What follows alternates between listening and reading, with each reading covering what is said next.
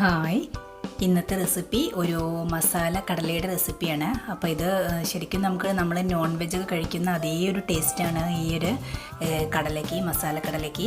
അപ്പോൾ നമുക്കിത് ചോറിലേക്കും അതേപോലെ തന്നെ ചപ്പാത്തിയിലേക്കും ഒക്കെ ഉണ്ടാക്കാൻ പറ്റിയ നല്ലൊരു ഐറ്റമാണ്. അപ്പോൾ എല്ലാവരും ഒന്ന് ട്രൈ ചെയ്ത് നോക്കണം, എന്നിട്ട് എല്ലാവരും ഫീഡ്ബാക്ക് അറിയിക്കണം. അപ്പം നമുക്കൊന്ന് ഈ മസാല കടല തയ്യാറാക്കുന്നത് എങ്ങനെയാണെന്ന് നോക്കാം. അപ്പോൾ ഞാൻ ഒരു 150 ഗ്രാമോളം കടലയുണ്ട് എടുത്ത് വെച്ചിട്ടുള്ളത്. ഇത് ഒരു 6-7 മണിക്കൂർ വെള്ളത്തിലിട്ട് കുതിർത്ത് വെച്ചതാണ്. അപ്പോൾ ഞാനത് 2 ദിവസമായിട്ട് എടുത്ത് വെച്ചതാണ്. അതുകൊണ്ട് കുറേശ്ശെ അങ്ങനെ മുളച്ച് വന്നിട്ടുണ്ട്. കുറച്ച് സാലഡ് ഉണ്ടാക്കുന്നതിന് വേണ്ടിയിട്ടും കൂടെ ഞാൻ വെള്ളത്തിലിട്ട് വെച്ചതായിരുന്നു. അപ്പോൾ ഇതിങ്ങനെ കുറച്ച് മുളച്ച് വന്നിട്ടുണ്ട്. പക്ഷേ നമ്മൾ ഇത് മസാല കടല ഉണ്ടാക്കാതെ മുളച്ച് വരണമെന്നൊന്നും ഇല്ല കേട്ടോ. ഞാനത് അങ്ങനെ ഉള്ളതുകൊണ്ട് അങ്ങനെ ചെയ്തു എന്നുള്ളൂ.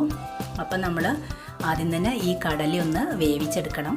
അപ്പോൾ അതിന് വേണ്ടിയിട്ട് അത് കുക്കറിലേക്ക് മാറ്റിയിട്ടുണ്ട്. കുക്കറിൽ മാറ്റി ആവശ്യത്തിനുള്ള ഉപ്പും ചേർത്തിട്ട് ഈ കടലയൊന്ന് വേവിച്ചെടുക്കുക. അപ്പോൾ ഏകദേശം ഒരു 3 വിസിലൊക്കെ വേണ്ടി വരും ഈ കടലയൊന്ന് വെന്ത് കിട്ടുന്നതിന് വേണ്ടിയിട്ട്. അപ്പോൾ ഈ കുക്കറിലിട്ടിട്ട് ഇതിലേക്ക് ആവശ്യമായ ഉപ്പും ചേർത്തിട്ട് പിന്നെ ആവശ്യത്തിന് വെള്ളവും കൂടെ ഒഴിച്ചു കൊടുത്തിട്ട് വേണം ഇത് വേവിക്കാൻ.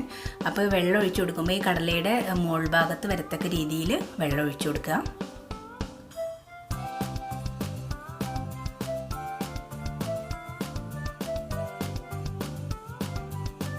അത് ഇത്രയും മതി വെള്ളം. അതിൻ്റെ ജസ്റ്റ് ഇങ്ങനെ മുകൾ ഭാഗത്ത് ഇങ്ങനെ നിൽക്കത്തക്ക രീതിയിലുള്ള വെള്ളം മതി. ഇനിയിപ്പോൾ അത് അടച്ച് വെച്ച് ഞാൻ വേവിക്കുന്നുണ്ട്. 3 വിസിലാണ് വേണ്ടത്. അപ്പോൾ കടല ഇവിടെ വേവിക്കാൻ വെച്ചിട്ടുണ്ട്. പിന്നെ അതിലേക്ക് എടുത്തു വെച്ചിട്ടുള്ള മസാലയും കൂടെ ഞാൻ ഒന്ന് കാണിക്കാം. അപ്പോൾ ഞാനിവിടെ എടുത്തു വെച്ചിട്ടുള്ള മല്ലിയാണ്. ഇത് പച്ച മല്ലിയാണ്, അതായത് വറക്കാത്ത മല്ലിയാണ്. അത് ഒരു 1.5 ടേബിൾ സ്പൂൺ ഉണ്ട്.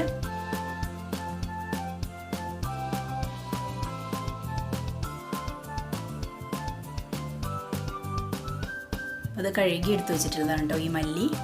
ഇനി ഇത് പെരിഞ്ജീരകം, അതായത് വലിയ ജീരകമാണ്. അതൊരു 1.5 ടീസ്പൂൺ എടുത്ത് വെച്ചിട്ടുണ്ട്. ഇനി ഒരു 3-4 വെളുത്തുള്ളിയാണ്. 3-4 വെളുത്തുള്ളി എടുത്തിട്ടുണ്ട്. അതേപോലെ തന്നെ ഒരു 2 ടീസ്പൂണ് കുരുമുളകും പിന്നെ കുറച്ച് കറിവേപ്പിലും കൂടെ എടുത്ത് വെച്ചിട്ടുണ്ട്. അപ്പോൾ ഇതെല്ലാം കൂടെ ചേർത്തിട്ട് നന്നായിട്ട് പേസ്റ്റ് രൂപത്തിൽ അരച്ചെടുക്കണം. അപ്പോൾ ഞാനിത് മിക്സിയുടെ ജാറിലിട്ട് അരച്ചെടുക്കുകയാണ്. അപ്പോൾ അത് അപ്പോഴേക്കും നമ്മുടെ കടല നന്നായിട്ട് വെന്ത് വന്നിട്ടുണ്ട്. 3 വിസിൽ വന്നതിന് ശേഷം ഞാൻ ഓഫ് ചെയ്തതാണ്. അപ്പോൾ നന്നായിട്ട് വെന്ത് വന്നിട്ടുണ്ട്. അപ്പോൾ അതിങ്ങനെ ജസ്റ്റ് ഒരു കടല എടുത്ത് നോക്കിയിട്ട് അമർത്തി കഴിഞ്ഞാൽ കണ്ടില്ലേ നന്നായിട്ട് വെന്ത് വന്നിട്ടുണ്ട്. അതിലിപ്പോൾ വളരെ കുറച്ച് വെള്ളമുള്ളൂ, അത്രേ വെള്ളം ഉള്ളൂ. അപ്പം ഇനി നമുക്ക് ഈ കടലയിലേക്കുള്ള മസാലയൊക്കെ അരപ്പൊക്കെ ഒന്ന് അരച്ച് ഞാൻ റെഡിയാക്കി എടുത്തിട്ടുണ്ട്. നല്ല പേസ്റ്റ് രൂപത്തിൽ അരച്ചെടുത്തിട്ടുണ്ട് കേട്ടോ. ഇനി അരപ്പൊക്കെ കൂടെ ഒന്ന് നമുക്ക് വെളിച്ചെണ്ണയിലിട്ടൊന്ന് നന്നായിട്ട് മൂപ്പിച്ചെടുക്കണം. അപ്പോൾ അതിന് വേണ്ടിയിട്ട് ഒരു പാൻ അടുപ്പത്ത് വെച്ചിട്ടുണ്ട്. അപ്പോൾ ഇതിലേക്ക് ചൂടായി വന്ന വെളിച്ചെണ്ണ ഒഴിക്കാം.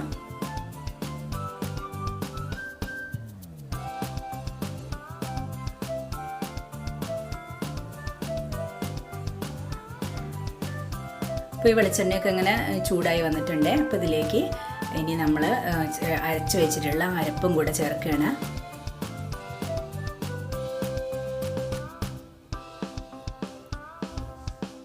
അപ്പോൾ ഇതൊരു മീഡിയം ഫ്ലെയിമിലിട്ടിട്ട് നന്നായിട്ടൊന്ന് മൂപ്പിച്ചെടുക്കണം. നമ്മൾ ഇതിലേക്ക് പച്ചമല്ലിയാണ് ഉപയോഗിക്കുന്നത്. അപ്പോൾ പച്ചമല്ലിയൊക്കെ നന്നായിട്ട് വെളിച്ചെണ്ണയിൽ മൂത്ത് വരണം. ആ പച്ചമല്ലി ഉപയോഗിക്കുമ്പോഴേ ഈ മസാലക്കടലേക്ക് ഈ ഒരു ടേസ്റ്റ് കിട്ടുള്ളൂ കേട്ടോ. അപ്പോൾ അതുകൊണ്ടാണ് പച്ചമല്ലി ഉപയോഗിക്കുന്നത്. വറുത്ത മല്ലിയോ അല്ലെങ്കിൽ മല്ലിപ്പൊടിയോ ഉപയോഗിക്കാറില്ല. അപ്പോൾ അതിൻ്റെ ഒരു ടേസ്റ്റ് വ്യത്യാസം ഉണ്ടാവും. അപ്പോൾ ഇത് പച്ചമല്ലിയും ഈ പെരിഞ്ജീരകത്തിൻ്റെയും കൂടെയാണ് ഈ കടലയ്ക്ക് ഒരു പ്രത്യേക ടേസ്റ്റ് കൊടുക്കുന്നത്. അപ്പോൾ നമ്മളിത് വീട്ടിലിടയ്ക്കൊക്കെ ഉണ്ടാക്കാറുള്ളതാണ്. അപ്പോൾ ഇത് ഹസ്ബൻഡിൻ്റെ അമ്മ ഉണ്ടാക്കുന്ന റെസിപ്പിയാണത്. അപ്പോൾ അത് കണ്ടിട്ട് ഞാൻ പഠിച്ചെടുത്തതാണ്.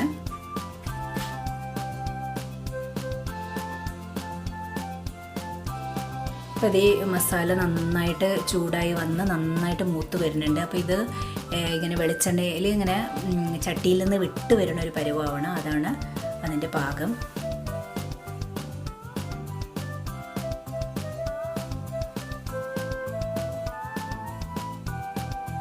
അപ്പോൾ അത് ഏകദേശം അതാ ചട്ടിയിൽ നിന്നൊക്കെ ഇങ്ങനെ വിട്ട് വരുന്ന ഒരു പരിവായിട്ടുണ്ട്. ഇത്രയും ഇത് മൂപ്പിച്ചെടുക്കണം.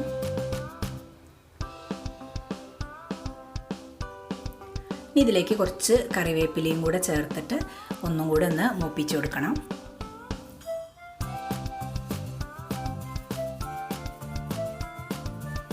അപ്പോൾ ഞാൻ കുറച്ച് കറിവേപ്പിലയും കൂടെ ചേർത്ത് കൊടുത്തിട്ടുണ്ട്.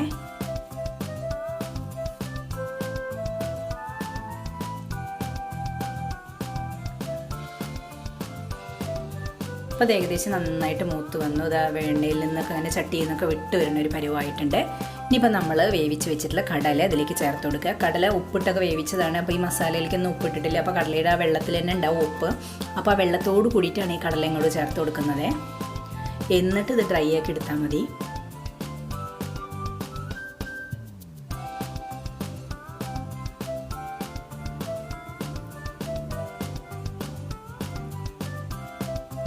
അപ്പോൾ ഇതാ വെള്ളത്തോട് കൂടിയിട്ടുള്ള കടലയാണ് ചേർത്ത് കൊടുത്തിട്ടുള്ളത്. അപ്പോൾ ഇനി ഇതെല്ലാം കൂടി വന്നിട്ട് നന്നായിട്ടൊന്ന് ഡ്രൈ ആക്കി എടുക്കണം. അപ്പോൾ ഞാനിതിലേക്ക് മഞ്ഞൾ പൊടി ഞാൻ നേരത്തെ ഇടാൻ വേണ്ടി മറന്നുപോയിരുന്നു. അപ്പോൾ ഞാനിപ്പോൾ മഞ്ഞൾ പൊടി ഇപ്പോൾ ചേർത്ത് കൊടുത്തിട്ടുണ്ട്. അപ്പോൾ നമ്മൾ ആ മസാല അത് മൂപ്പിക്കുന്ന സമയത്ത് അതിലേക്ക് മഞ്ഞൾപ്പൊടിയും കൂടെ ചേർത്ത് കൊടുക്കേണ്ടതാണ്. ഞാനത് വിട്ടുപോയതാണ്. അപ്പോൾ മഞ്ഞളും കൂടെ ചേർത്തിട്ട് ഇത് നന്നായിട്ടൊന്ന് മൂപ്പിച്ചെടുക്കുകയാണ്.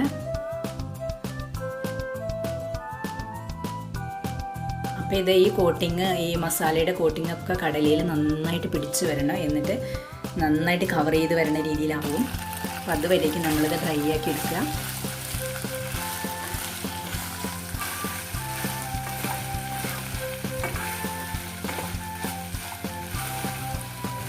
അപ്പോൾ ഇതിലെ കടലയിൽ ഇപ്പോൾ വെള്ളമൊക്കെ നന്നായിട്ട് വറ്റി വന്നിട്ടുണ്ട്.